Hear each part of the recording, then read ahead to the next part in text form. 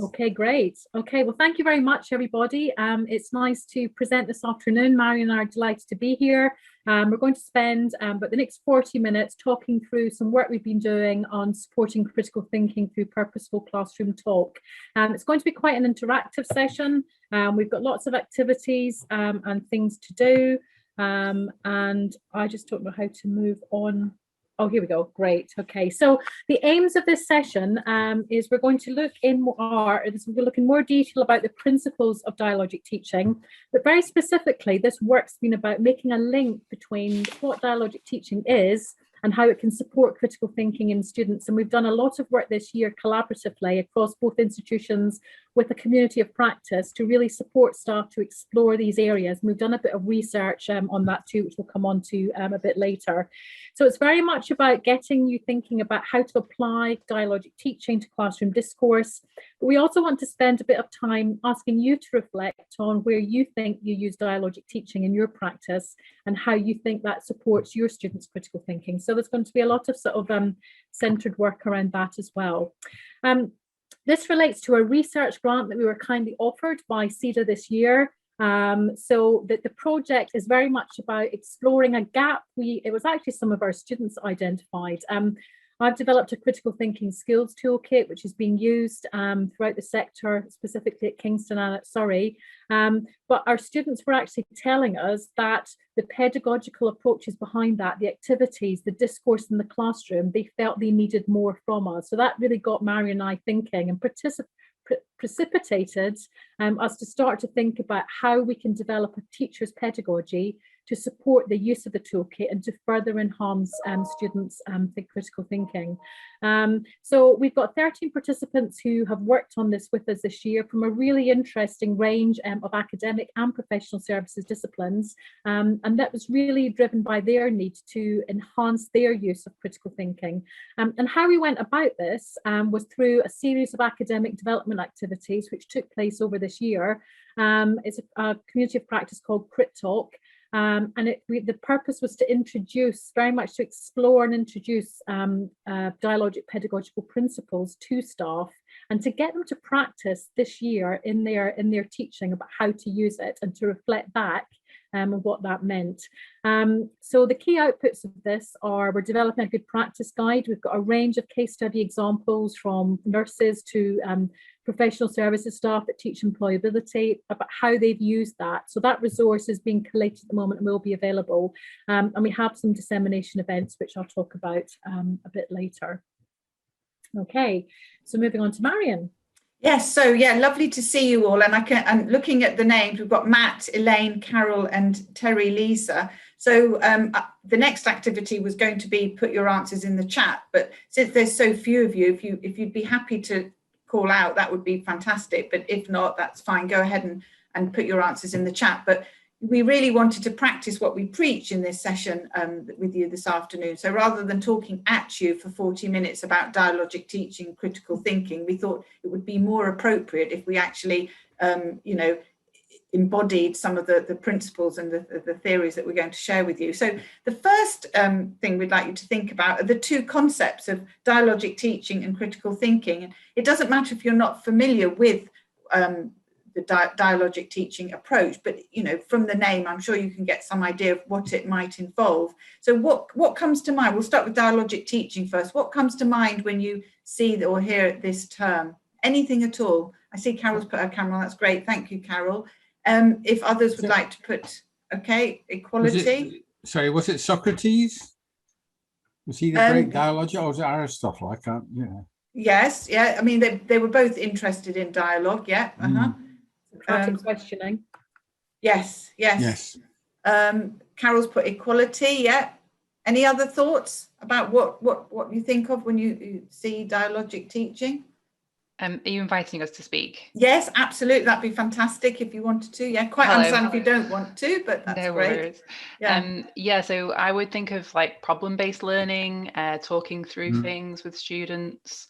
Trying to come to a kind of, not necessarily an answer, but to develop a student's understanding through talk with a tutor, but also potentially with peers as well. Yeah, brilliant. Yes, talk, absolutely. I see Carol put inclusivity as well. Yeah, that's certainly one of the principles, which I'll come to in a minute.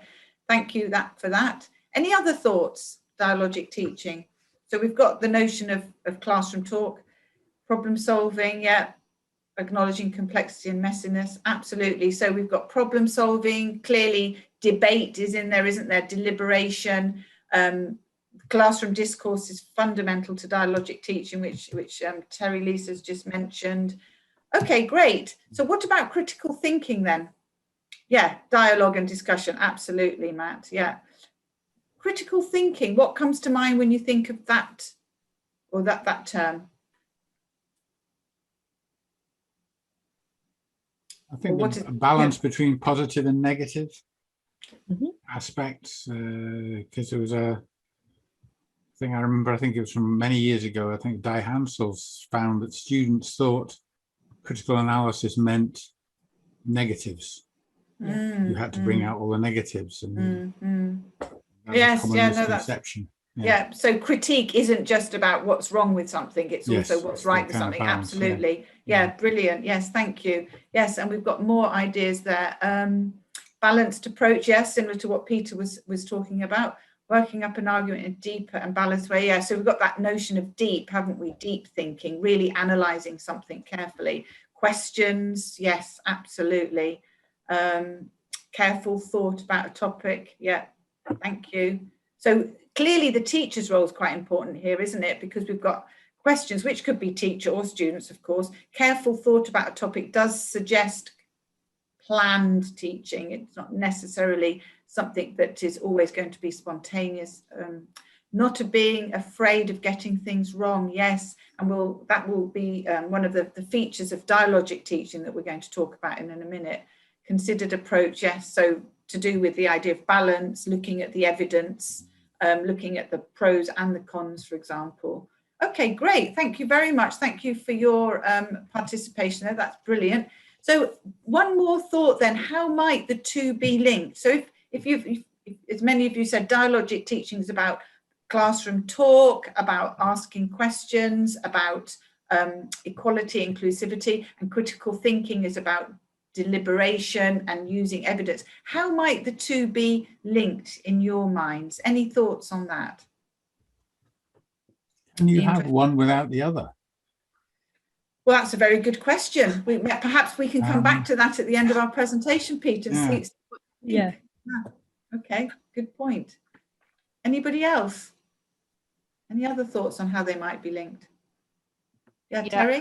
I would say that they were closely linked. However, I would say that dialogic teaching, I would say, might be a barrier for some students. They might be anxious. Carol put in the chat about not being afraid of getting things wrong.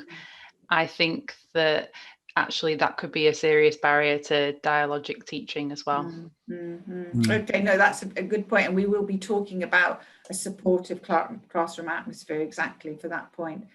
Carol said there's an overlap, space for safe open dialogue. Yeah, definitely. But it is, you're absolutely right that the notion of safety and being a safe space, if you like, but having the confidence to share your ideas as well is very important. Great. Thank you. Really, really fantastic contributions there. Thank you very much. So we wanted to start off with these two concepts because this is ultimately what brought Hilary and myself together. So we've known each other for a while, but as Hilary said, she developed these amazing materials and resources for teachers and students on the Critical Thinking Toolkit. And after watching a presentation of hers, I thought, gosh, there's so much that we can work together here, because I'm particularly interested in dialogic teaching. My own disciplinary background is applied linguistics, so I'm interested in anything to do with classroom discourse and the language that teachers and students use. So I just thought that it would be a great opportunity for us to work together. Luckily, Hilary thought the same. And so that's really underpinned our SEDA project, where we've looked at how a dialogic teaching approach can underpin the use of the critical thinking toolkit. because what Hilary was finding with some of the teachers she was working with, they were using it, but perhaps not using it as fully as they might. So that was the aim of this project. And it's been a fascinating year, and it's been brilliant working with the teachers at Kingston particularly, and also at Surrey. And we want to share some of the things that we did with teachers, and also a few initial outcomes from our research. So yeah, Hilary. Okay, so thanks, Marion. So just to give you a little bit of context regarding the Critical Thinking Skills Toolkit, which, as Marion says, underpins this work.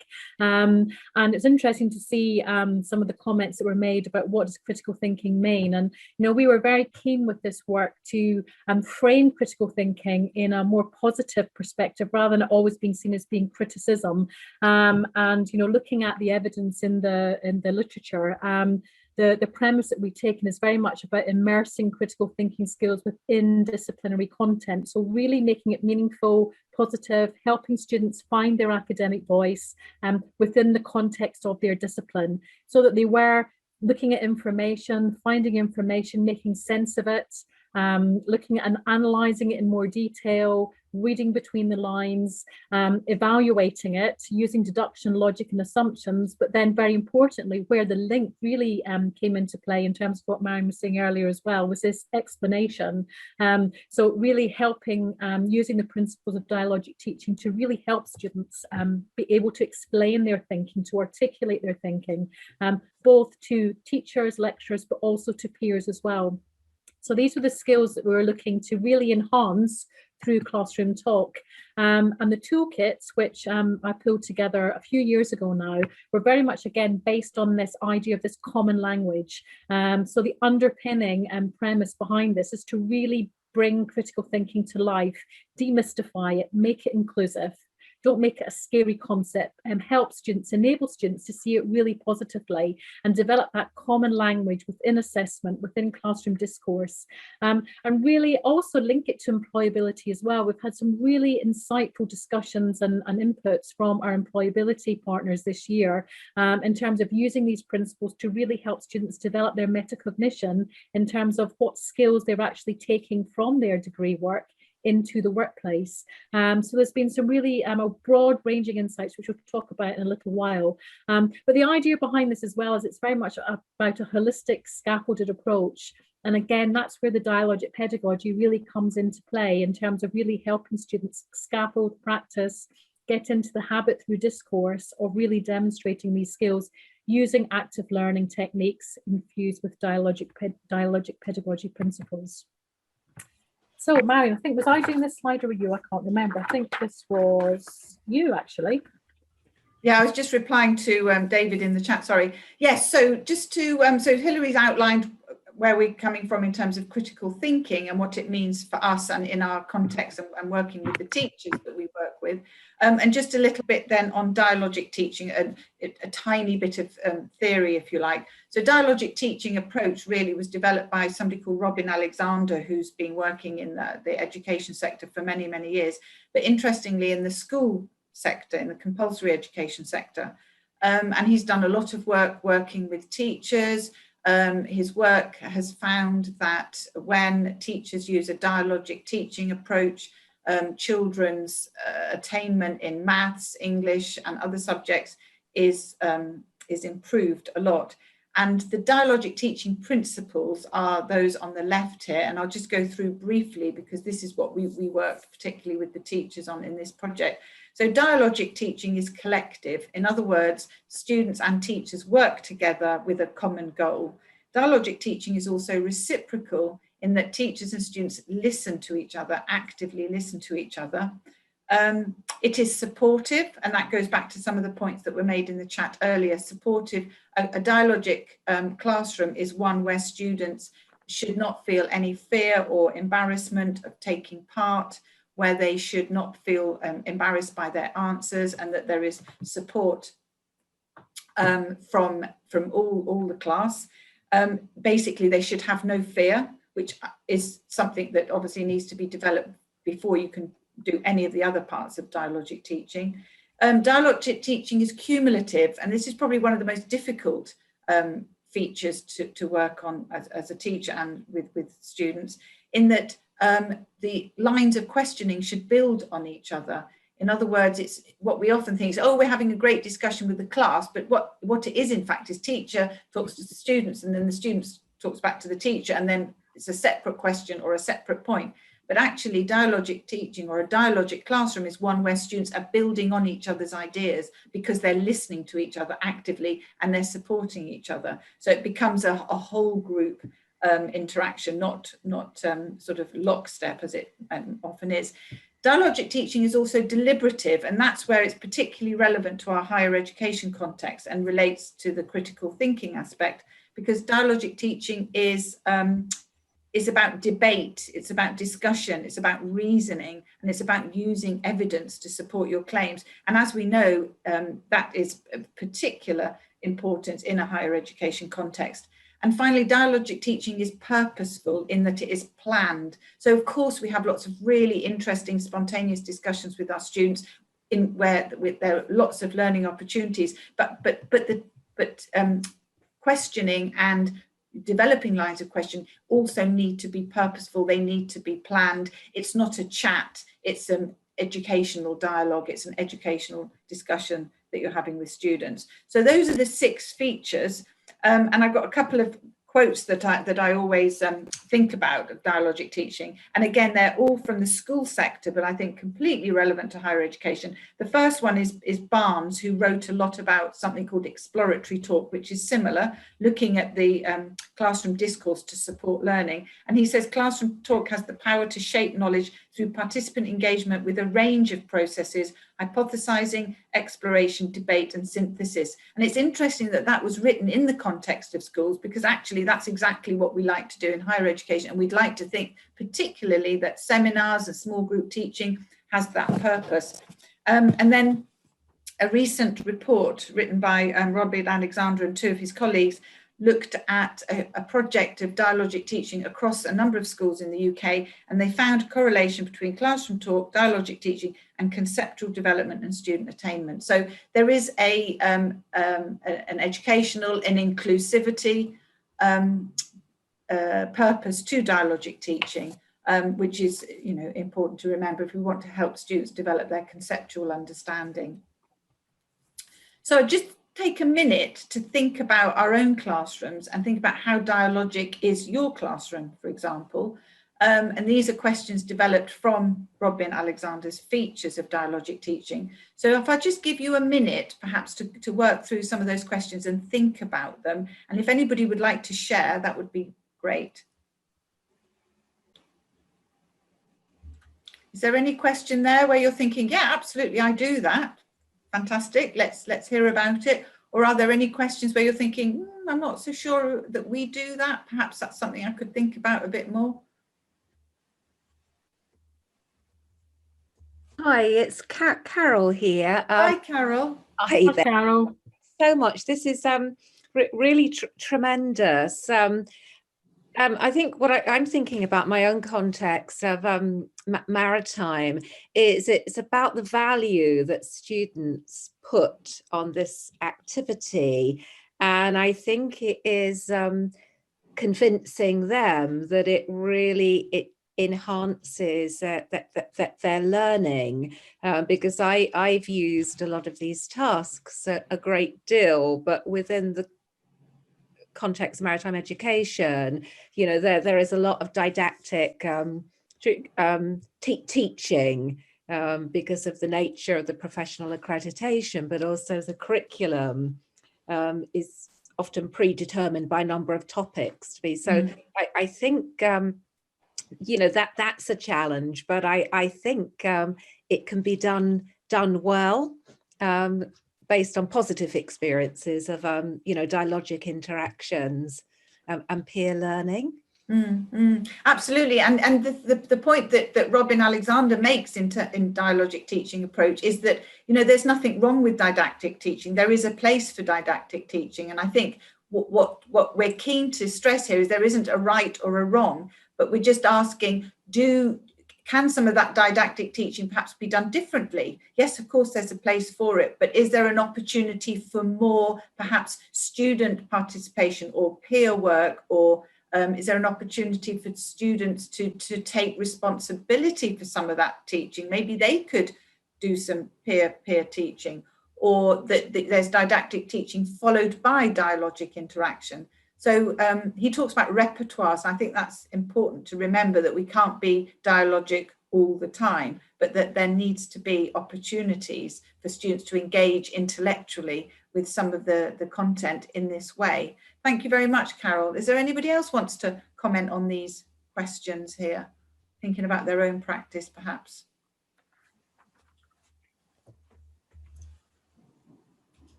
No, I can't see anything else in the chat. Do you want me to move on to the next one? Yeah, okay. Yeah, thanks, Hilary.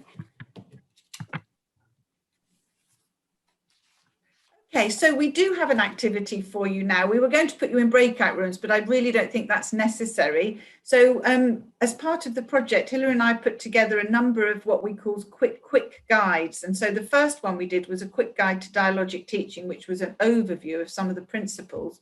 And we shared that with teachers. We worked on that in one of our workshops. I'm going to put it in the chat now, because what we'd like you to do is look at the quick guide and think about how any of these ideas on the quick guide might support critical thinking.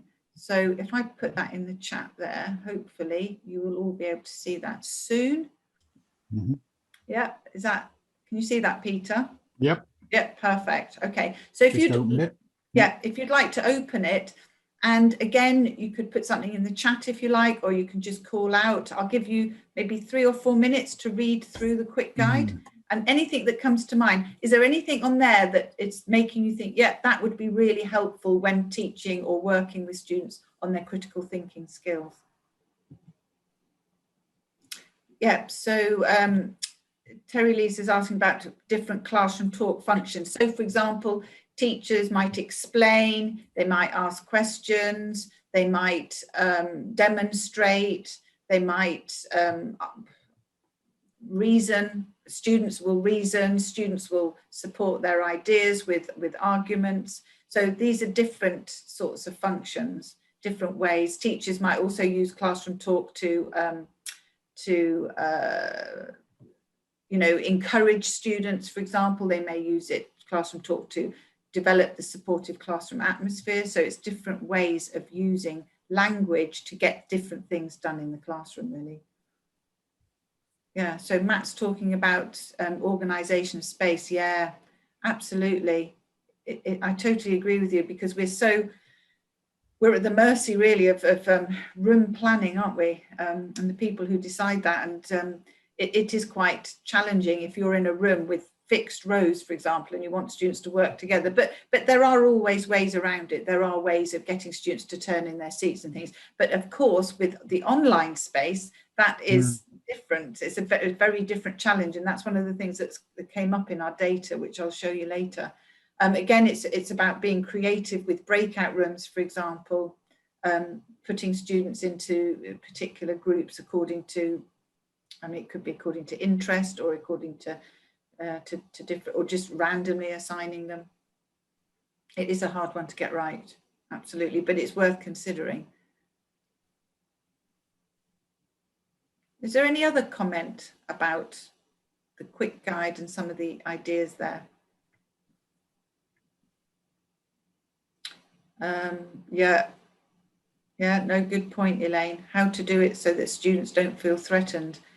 Again, I think, Matt's point about the organisation of space is important there, giving students an opportunity to work together, perhaps in a breakout room, before bringing them back to the whole class. So at least they've had time to prepare, to check that they've understood something correctly, to maybe, collaborate on some ideas, and then they're more in a position to share with the wider group. I think that can help, certainly. But high challenge also means high support to be the ideal scenario. So supporting them with the right resources, for example, and supporting them with the right language as well, which we'll come on to in a bit.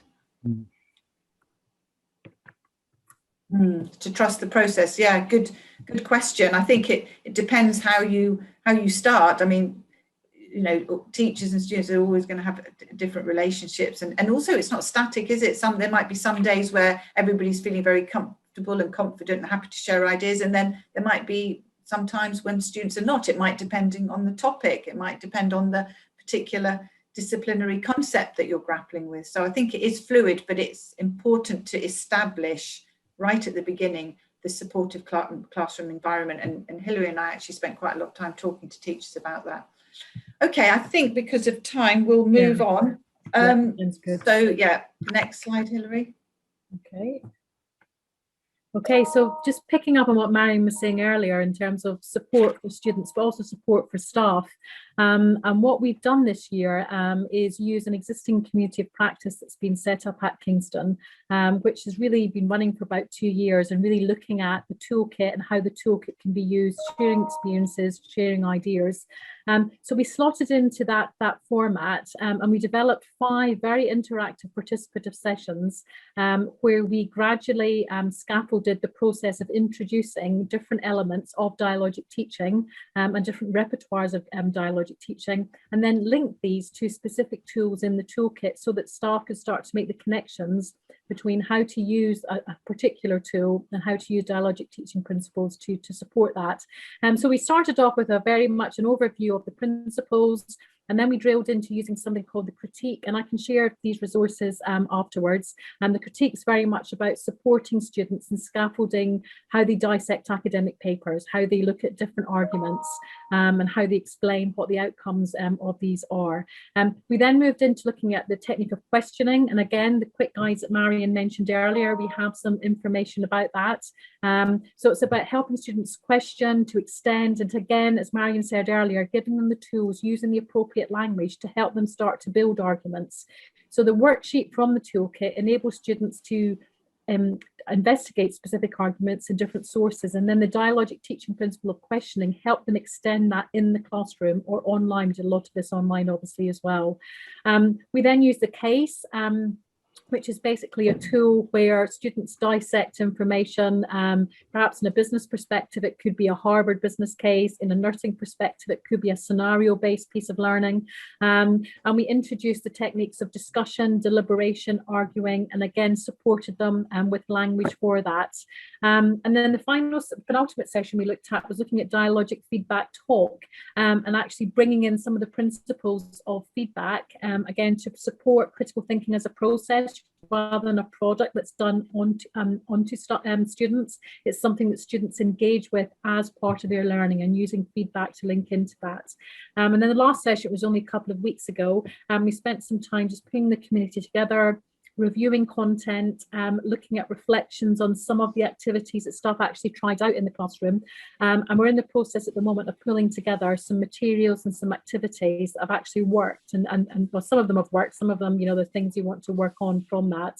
And that's what we're pulling together into a good practice guide. So that was the sort of academic development activity. And here are the range of different quick guides. And Marion said, Marion and I pulled together. That's not true. Marion pulled these together.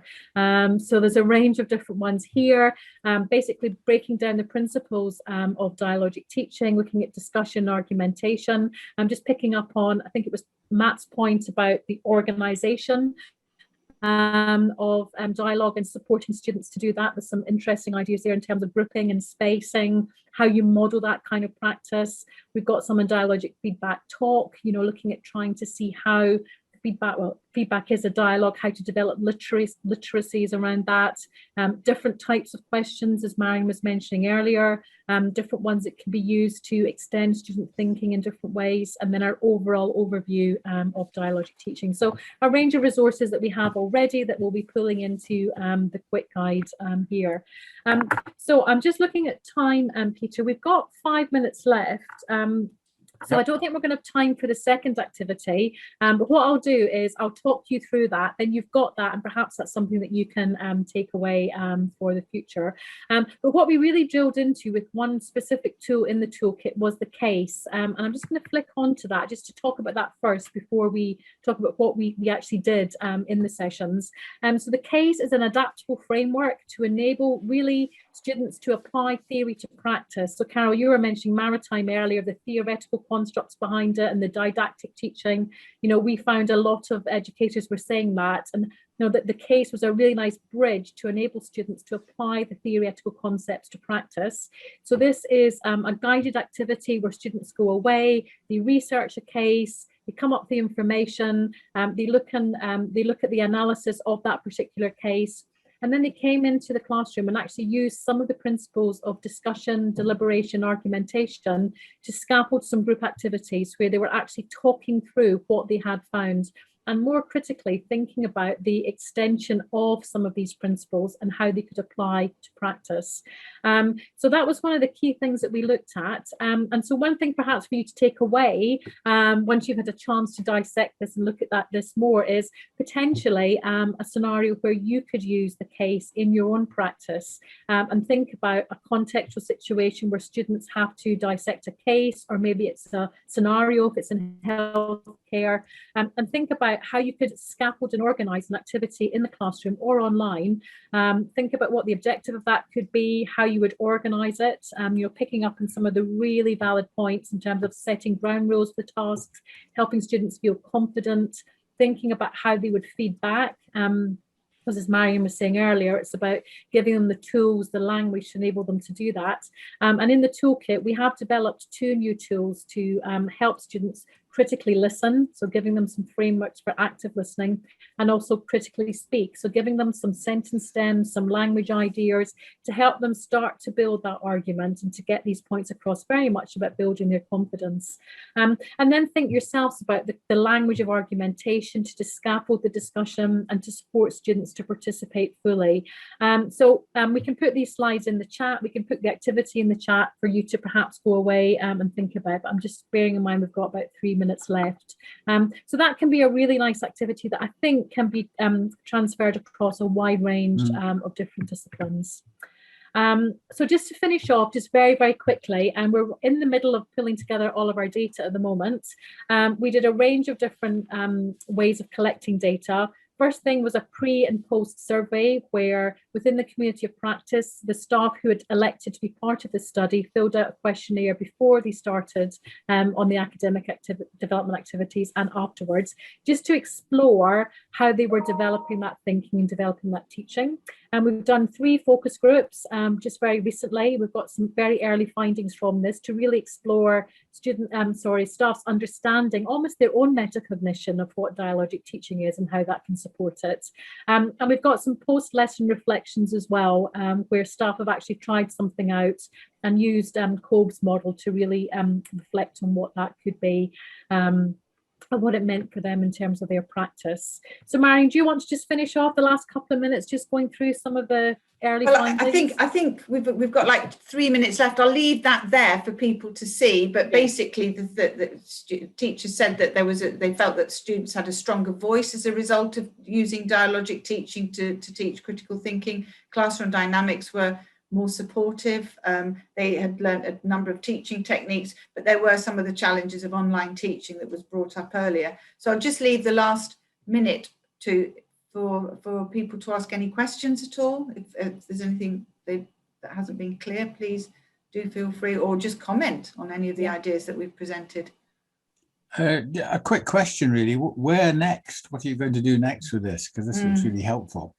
That's a good point. I mean, we're quite sad that the project in a way has come to the end, but I think we're going to carry on, because we've been having these community of practice meetings, as Hilary said, every 6 weeks or so, and the teachers are very enthusiastic, and some of them are saying, actually in the focus group, they're only now, after kind of a year of this, starting to sort of see how some of the dialogic teaching principles can work in practice. So I think it's more of the same in a way, just a bit of space and time now to try out different sorts of ideas.